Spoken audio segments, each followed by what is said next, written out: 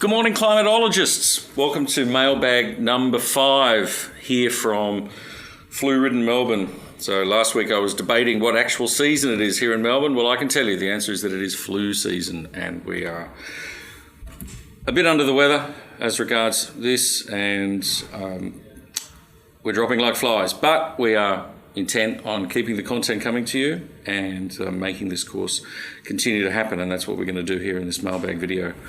My colleague and I. Let's get straight into it. The issues that I want to touch on this week. Very first off, we're moving away from the science. Some of you might be relieved to hear.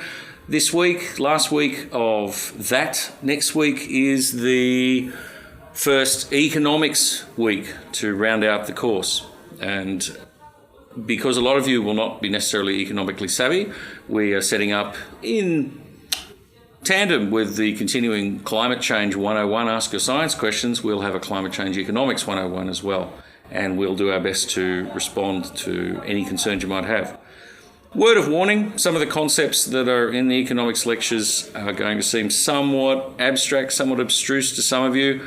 They're also going to seem somewhat irrelevant to some of you who feel that economics is some sort of a negative that gets in the way of getting actual work done and actual response to climate change. Obviously, we don't see it the same way. We hope you will listen to the lectures in the spirit that they're intended. The next thing to think about a little more complexifiedly are the quizzes. We continue to get people with problems with the quizzes, and we understand that these things are problematical, unfortunately. Well done to everybody for trying to observe the rules as regards discussing actual questions during the quiz time, the quiz window. This has been terrific. We know that you've got some problems and confusion. We will try and get back to everybody as much as we can on these. It's starting to get somewhat overwhelming, but we will try to continue to do that despite the flu, won't we? Thank you, my comrade. For the most part, the answers that don't seem logical, they are the right answers as far as we can tell. It's sometimes a matter of working through them, but we will work through them with you rather than at you, I'd like to say. We've also had a couple of reports of questions that don't seem to actually match the material. It's entirely possible that as the material's been changed from last year to this year, that some one or two of the questions may have snuck through that don't seem particularly relevant. If that's the case, sorry about that. That's just something we can make a note about for future iterations of the course. For now, try and just bull your way through it. Don't feel too upset about the idea that you might be getting a question wrong here and there. If you work out the way the assessment works, it's not going to matter too much. Having said that, I don't want to trivialise anybody's concerns about this. Your passion is what's going to make this course work, and we don't want to throw that aside. So we'll work you as best we can when these issues come up. The other issue that's important is submission problems. A number of people seem to have complained they have this problem of submitting once and it's acted like they've submitted twice, etc.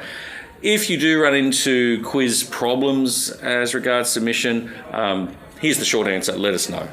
There are one or two things we can do to rectify those sorts of problems if they come up.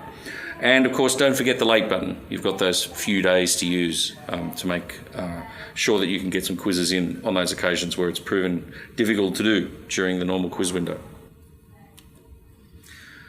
All right, here's the big thing at the moment. The first peer review assignment window has been completed.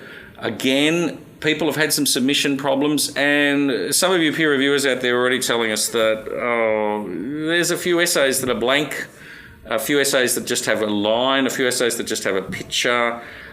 Yes, we hear you, and we're going to try and deal with these case by case. I understand this isn't the way it's often done in a lot of these Coursera courses, that it's more a case of if that happens, no one's really looking at it. We will try to do that, but one of the reasons why a lot of courses don't try and deal with these sorts of issues is because of the overwhelming nature of the time involved. Well, we'll give it a go. We did last year, had some success. We'll see what we can do. I don't like to plead overload in terms of work, but this is one of the times in the course when that's a distinct possibility. So we can only say we'll do our best. Bear with us. So blank essays I've mentioned. Plagiarism is an issue that is a little bit curly for us because it's clear that people do submit these assignments by way of copying and pasting something they've found from the net. On the other hand, we don't expect you to go looking for plagiarism when you're marking these things. It's an extra duty. It's not part of the task list as far as a peer reviewer goes officially. On the other hand, if you want to make use of any of the kinds of software that's out there to test for plagiarism, and you feel you have the time, then by all means do that. We would rather deal with these ourselves, so if you do feel there's a problem, please just mark the essay with zeros in all of the criteria, flag it for us, and we'll take it from there. There's been a couple of cases of that already. We expect there to be more. We do have a standard that we believe in and think it's important to maintain, and we know that a lot of you believe in it as well. So just work through it with us, and we'll get it solved, sorted, dealt with, whatever applies. More problematically, the rubric is always an issue when doing essays, not just in the Coursera courses that we're involved with, but also here in the actual courses at the university. Rubrics are something that we don't have a very happy relationship with. They can be helpful, they can be an awful hindrance. We try to make it as simple as possible I'll take that back, not simple so much as intuitive and designed to maximise the kind of goodwill we can employ in what is a very community-minded course. That doesn't mean that there won't be problems with interpreting exactly what we mean by that, and part of the job that we have is to explain ourselves to you. Now, one of the problems that we experience with the problem of work overload, particularly with flu season upon us, is that it's hard for us to get these things out into the discussion space with too much prior warning. We do want to roll things out in the course as they happen. We don't want to just put it all out there to be done at once. But that doesn't mean we can't get the rubric out there a few days before the assignment window is due to close. I can only promise that we will try to do that with the second assignment. And the reason I say that is because we tried to do it this time and it proved difficult. But nonetheless, I'll be discussing the rubrics in the fora, me and Bebel, and we will continue to work with you, and hopefully we can make that happen. So to those who have had concerns about the rubric, we hear you. We wish that there were more hours in the day and more days in the week. We will try and make it happen. All right, so on to the pics, which become a feature of this course. I'm absolutely loving the fact that people are going to the trouble of taking photos and sending them into us. I hope that you're getting a look at these in the appropriate thread in the fora. Can't say that I'm terribly happy with what the pictures are of, because they're usually of something pretty awful, and today is no exception. Focusing here today in a sort of slightly abbreviated version on drought, and here at, and I don't know how to pronounce this, Kashuma, help me with this, Karen. I do know of this lake. It's the water supply for Santa Barbara in California, as far as I understand. One of those sort of popular boating locations and holiday spots or picnicking spots.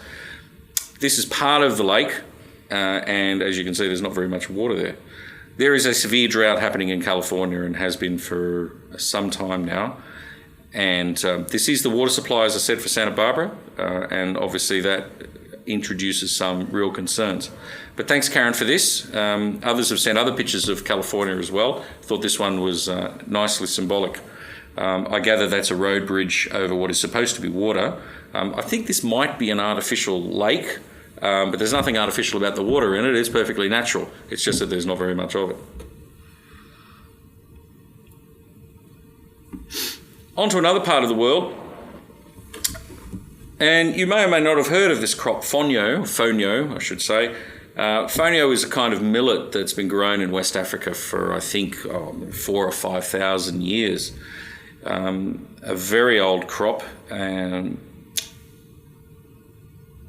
has a strong place in some cultures in West Africa. As I recall, the Dogon people in Mali believe that the universe emerged, in fact, from the seed, from a fonio seed, which gives it some significance, I would think.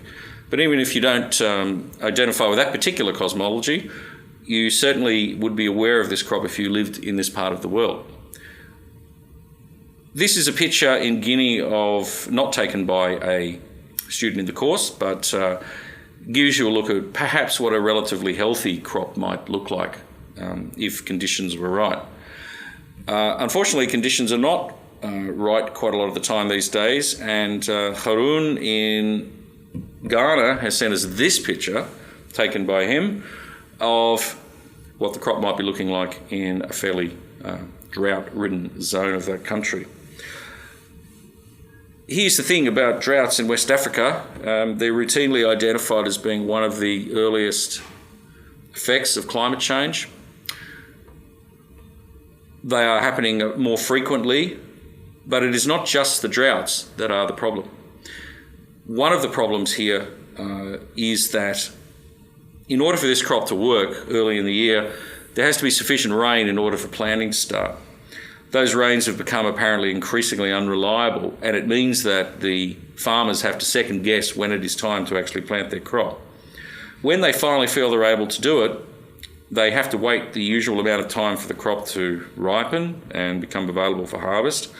And what happens then is that they run into the eventual and inevitable torrential rains later in the year. The crop is not matured and the crop is wiped out. I haven't seen any recent figures for rainfall in Ghana, but it doesn't have to actually have less rain in order for this to be a problem. The rain just has to be redistributed and start falling in torrents instead of being more evenly spread across the year. This applies to other crops. Here's a groundnut field. That looks like Haroun's shadow there, I think. Same sorts of argument apply. I don't have a picture to hand of what this field would look like if it was not affected by drought, but I think you get the idea. Fonio as a crop, by the way, is, if I can just pop back to it, fonio is a crop which I'm quite surprised that people in the West haven't caught on to. It's apparently it's gluten-free, it's highly nutritious, and you may find in the future, if it is possible to be grown in sufficient quantities, may replace some of the grains that we have now. Having said that, it is a highly labour-intensive crop. I understand the grains are quite small, and it takes a fair bit of effort to grow it, process it, and bring it to the market. But it's something to think about in the future, and if you haven't heard of this crop, I would ask you to take a look for yourself online and learn something about it. Now, finally, to close on a slightly more positive note, this is a slightly fuzzy shot of a field in South Australia in 1997, taken by Desmond, a student of ours. He bought some property back then and thought it might be possible and a good idea to revegetate this zone. This is what that field looks like now. Remarkable what you can do when you have the resources available to do it. South Australia in Australia is the driest state in Australia, I believe. And as Desmond points out, Australia is the driest continent, so that makes South Australia quite a dry place indeed. Most of it is not available for farming. There's a certain line on the map that was developed some decades ago, and above that line it's virtually impossible to grow any of the cash crops that Australia is good at growing. And that line, as warming happens and water supply dwindles, is heading south towards the coast. But in the interim, there are ways to replenish grasslands, and this is seemingly a very successful exercise in that. And here's one final field, also on Desmond's property, and that's what it looks like now. So thanks, everybody. We will be there for you as long as we can, We will continue to try and deal with the workload. Keep your questions coming in, keep your communications open with us, and we'll get through everything we need to get through as we move into the economics section of the course. Until then, toodaloo.